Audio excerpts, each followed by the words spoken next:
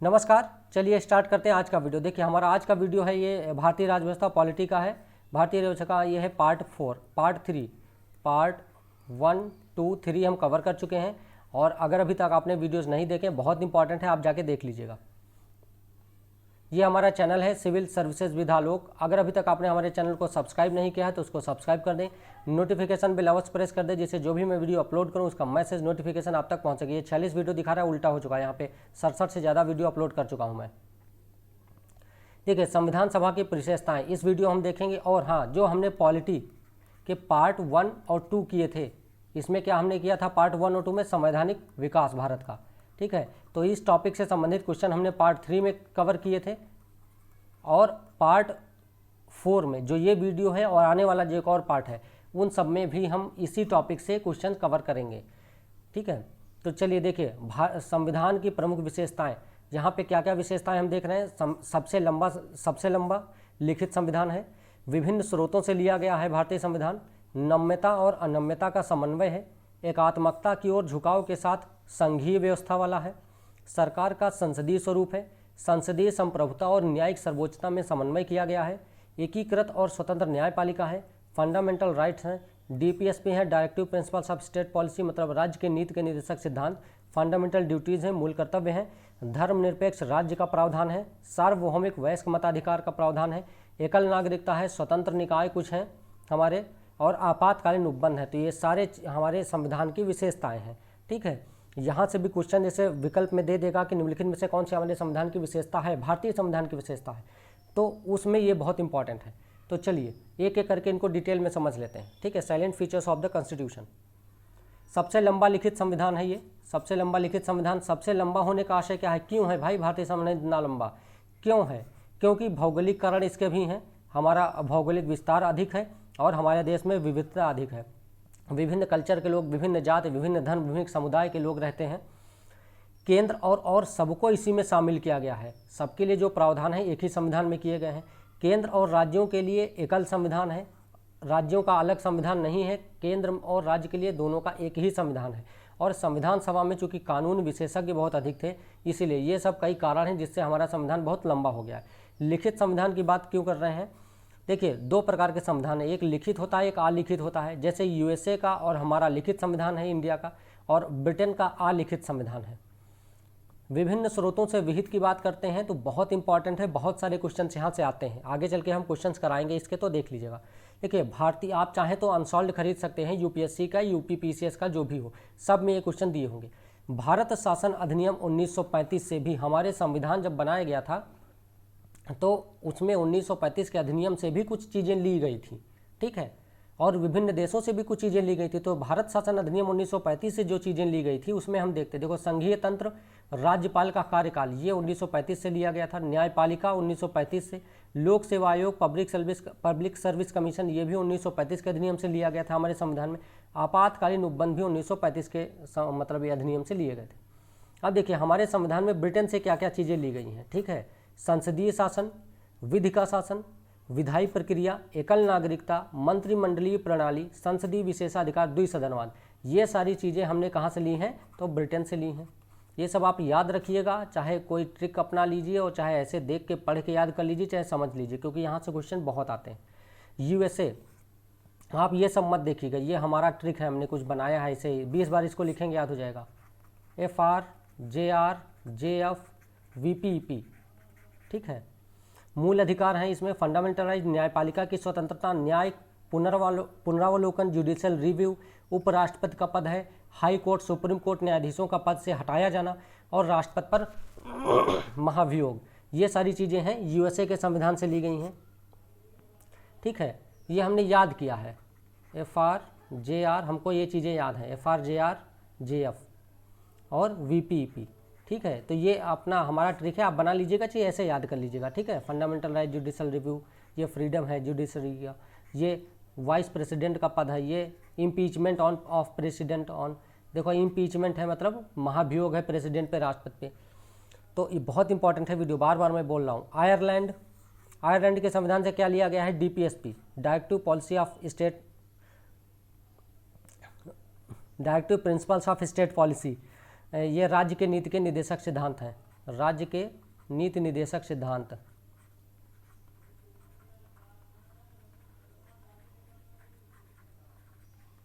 ठीक है। राष्ट्रपति की निर्वाचन पद्धति, राज्यसभा के लिए सदस्यों का नामांकन, नामांकन की बात करें, निर्वाचन के नहीं नामांकन का, जो नामित सदस्य 12 किए जाते हैं राष्ट्रपति के द्वारा, उनकी प्रक्रिया। कनाडा से देखिए क्या हमने लिया है अपने संविधान में, तो सशक्त केंद्र, कनाडा मतलब केंद्र, सारी केंद्र की जो चीज़ें हैं वो कनाडा से ली गई। अवशिष्ट शक्तियाँ केंद्र के हाथ में है, ये भी कनाडा से है। केंद्र द्वारा राज्यों में राज्यपाल, ये भी कनाडा से, क्योंकि इससे केंद्र मजबूत होता है। उच्चतम न्यायालय का परामर्शी निर्णय, ये अनुच्छेद भारत के अनुच्छेद 143 में है। 143 में ये प्रावधान है कि राष्ट्रपति चाहे तो किसी विषय पे उच्चतम न्यायालय से निर्णय, मतलब वो परामर्श ले सकता है किसी विषय पे। ऑस्ट्रेलिया के संविधान से क्या लिया गया है, तो समवर्ती सूची, व्यापार, वाणिज्य, समागम की स्वतंत्रता और संसद की संयुक्त बैठक, जो ज्वाइंट, ये जो संयुक्त बैठक होती है संसद की, ये कहाँ से लिया गया है, ये ऑस्ट्रेलिया के संविधान से प्रावधान लिया गया है। जर्मनी के संविधान से क्या लिया हमने, आपात उपबंध, आपात के समय मूल अधिकारों का स्थगन, आपात के समय जो फंडामेंटल राइट है उनका स्थगन किया जाएगा, उनको लागू नहीं होना है। ये सब चीज़ें जर्मनी से ली गई हैं। यूएसएसआर, पूर्व रूस, यूएसएसआर, सोवियत संघ, इससे फंडामेंटल ड्यूटीज, मूल कर्तव्य, सामाजिक, आर्थिक और राजनीतिक आदर्श लिए गए हैं। फ्रांस से हमने क्या लिया है, स्वतंत्रता, समानता और बंधुता, ये सब चीज़ें हमारी प्रस्तावना में शामिल की गई हैं, ये फ्रांस के संविधान से ली गई हैं। और ये गणतंत्रात्मक, ये भी फ्रांस से लिया गया है। साउथ अफ्रीका से क्या लिया गया, संविधान संशोधन की प्रक्रिया। ठीक है। और राज्यसभा में सदस्यों के निर्वाचन, हमने पहले देखा था राज्यसभा में सदस्यों का नामांकन। ठीक है। और ये हो गया राज्यसभा में सदस्यों का निर्वाचन, दोनों अलग अलग चीज़ें हैं। जापान में विधि द्वारा स्थापित प्रक्रिया जापान से ली गई है, तो बहुत इंपॉर्टेंट है, इसको लिख लीजिएगा, समझ लीजिएगा। अब देखिए अगली विशेषता है नम्यता और अनम्यता का समन्वय। नम्यता मतलब ब्रिटेन और अनम्यता मतलब संशोधन का। देखिए ये दोनों चीज़ें संशोधन से संबंधित है। नम्यता मतलब है आसान है, संशोधन करना आसान है, जैसे ब्रिटेन में। अनम्यता का मतलब है कि संशोधन करना कठिन है, जैसे कि यूएसए में अगर संशोधन करना है तो बहुत कठिन है और ब्रिटेन में बहुत आसान है। भारत में इन दोनों का समन्वय किया गया। भारतीय संविधान ना तो नम्य है, ना तो बहुत आसान है संशोधन करना, और ना ही अनम्य है, मतलब ना ही संशोधन करना बहुत कठिन है, बल्कि दोनों का मिला जुला रूप अपनाया गया है। अब देखिए संविधान में, भारत में संशोधन 3 प्रकार के होते हैं। बात करते हैं संशोधन की, तो संशोधन 3 प्रकार के होते हैं। ठीक है। संशोधन 3 प्रकार के होते हैं। एक होता है साधारण संशोधन। ठीक है, साधारण बहुमत से किया जाने वाला संशोधन। और एक होता है कौन सा संशोधन, तो संविधान संशोधन। अब देखिए संविधान संशोधन भी 2 प्रकार का होता है।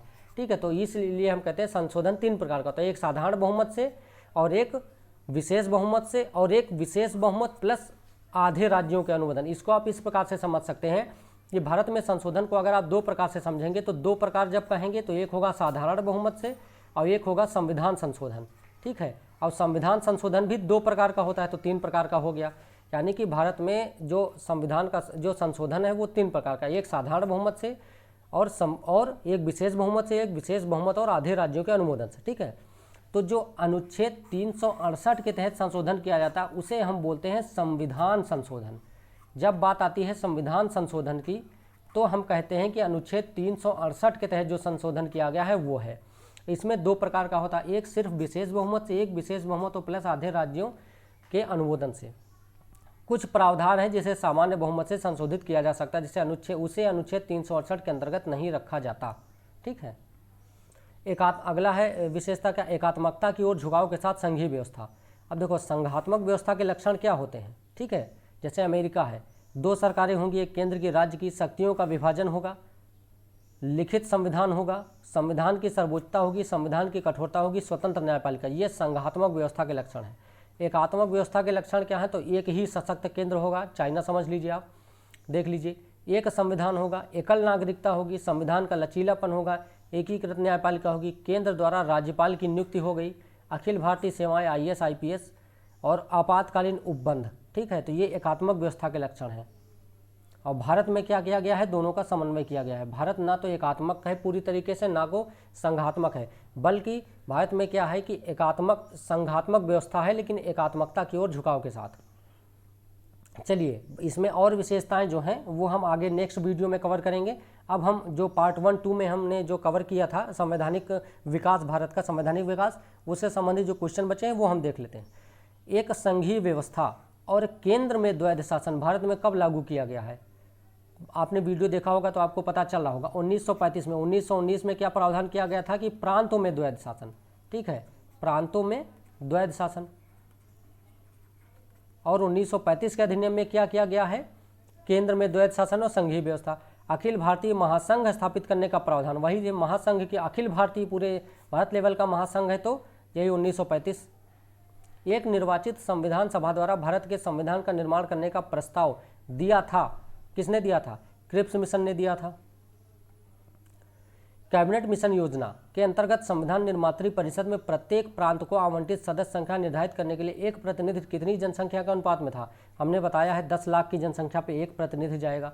इन व्यक्तियों में कौन कैबिनेट मिशन का सदस्य नहीं था? कैबिनेट मिशन के कौन कौन से सदस्य थे? स्टैफोर्ड क्रिप्स थे, पैंथिक लॉरेंस थे, एबी एलेक्जेंडर थे, विलियम वुड नहीं थे। ये भी हम पढ़ाए हैं, लिखाए हुए हैं। भारतीय संविधान सभा का गठन किया गया था तो कैबिनेट मिशन योजना 1946 के अंतर्गत संविधान सभा का गठन किया गया था। मुस्लिम लीग ने बहिष्कार कर दिया था। 1946 में निर्मित अंतरिम सरकार में कार्यपालिका परिषद के उपसभापति कौन थे?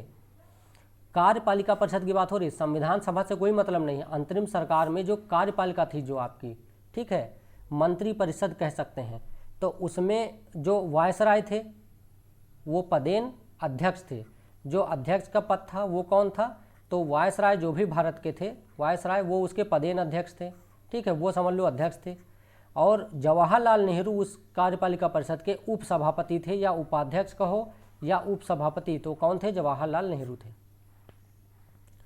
ये हमारा आज का वीडियो था। और अगर अभी तक आपने हमारे चैनल को सब्सक्राइब नहीं किया तो ये हमारा चैनल है सिविल सर्विसेज विद्यालोक, आप इसको सब्सक्राइब कर दें और नोटिफिकेशन बिल को अवश्य प्रेस कर दें, जिससे मैं जो भी वीडियो अपलोड करूं उसका मैसेज या नोटिफिकेशन आप तक पहुंच सके। इसको शेयर करना बिल्कुल भी ना भूलें। शेयर करें, लाइक करें और कमेंट करें। अगला हमारा एक पार्ट अभी 4 आएगा, पार्ट 5 भी आएगा। तो जो हमारे पार्ट 1 और 2 से जो भी क्वेश्चन, संवैधानिक विकास से जो क्वेश्चन बचे हैं वो हम नेक्स्ट वीडियो में कवर करेंगे। तो चलिए आज के वीडियो में इतना ही, मिलते हैं नेक्स्ट वीडियो में।